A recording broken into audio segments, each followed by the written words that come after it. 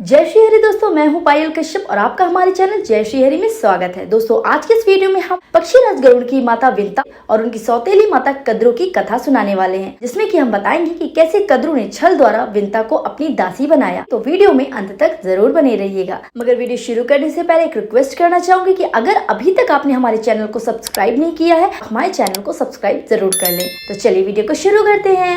दोस्तों, जैसा कि हम सभी जानते हैं कि समुद्र मंथन के दौरान एक उच्चैःश्रवा नामक घोड़ा उत्पन्न हुआ था। तो एक बार की बात है कि कद्रू और विंता साथ बैठी थी। तभी यह उच्चैःश्रवा नामक घोड़ा आकाश मार्ग में जाते हुए दिखा।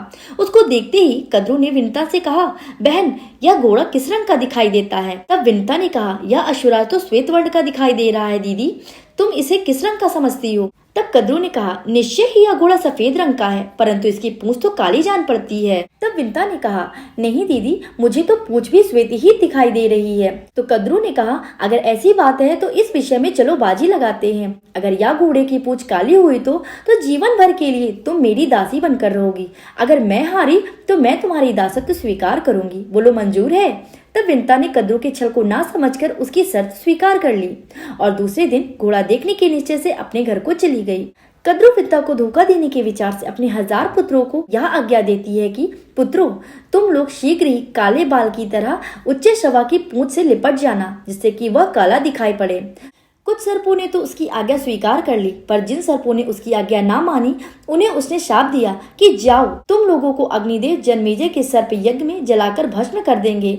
यह दैव संयोग की बात है कि कद्रू ने अपने ही पुत्रों को ऐसा शाप दिया था और उसके इस श्राप के कारण देवता बहुत प्रसन्न हुए, क्योंकि उन दिनों विषैले और पराक्रमी सर्पों का प्रबल इतना बढ़ गया था कि संसार में तबाही मची हुई थी। प्रतिदिन सर्पों की संख्या तेजी से बढ़ रही थी, इसलिए प्रजा के हित की दृष्टि से जो हुआ वह अच्छा ही हुआ। ब्रह्मा जी ने कद्रू की इस बात के लिए प्रशंसा की। दूसरे दिन प्रातःकाल होते ही कद्रू और विंता उच्चैःश्रवा की पूंछ देखने के लिए चल पड़े। कद्रू के कुछ पुत्रों ने तो श्राप के भय से उच्चैःश्रवा की पूंछ पर लिपट कर उसे ढककर काला कर दिया, जिससे कि पूंछ काली जान पड़ने लगी। जब विंता ने देखा कि घोड़े का पूरा शरीर तो श्वेत रंग का दिखाई पड़ता है, परंतु उसकी पूंछ ही काली दिखाई पड़ रही है, तो वह उदास हो गई और शर्त के अनुसार उसे अपनी ही सौतन की दासी बनकर रहना पड़ा।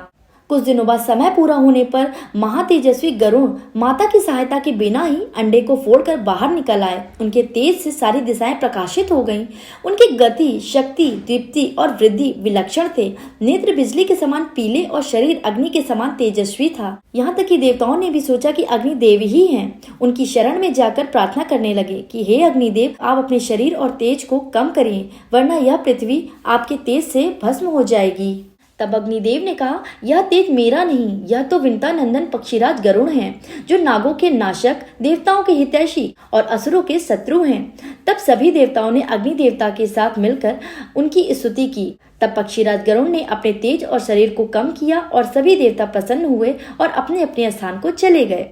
एक दिन विंता अपने पुत्र के साथ बैठी थी। तब पक्षीराज गरुड़ ने पूछा कि माँ, मुझे अपने ही सर्प भाइयों की हर आज्ञा क्यों स्वीकार करनी पड़ती है, और माता कद्रू और ये सभी सर्प भाई हमारे साथ दासत्व जैसा व्यवहार क्यों करते हैं? तब विंता ने उत्तर दिया कि इन सर्पों ने छल से बाजी जीतकर मुझे अपनी माता का दासी बना दिया।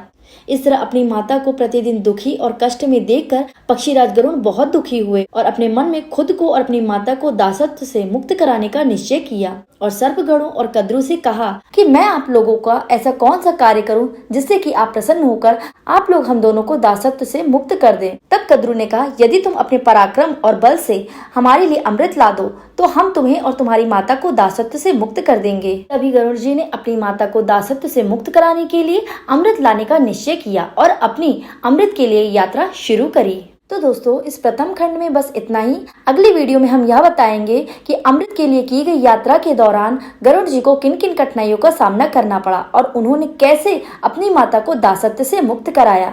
वीडियो बहुत ही रोमांचकारी होगी, तो इसलिए आप हमारे चैनल को सब्सक्राइब करना बिल्कुल भी ना भूलें। और अगर यह वीडियो आपको पसंद आई हो तो प्लीज लाइक करें, शेयर करें।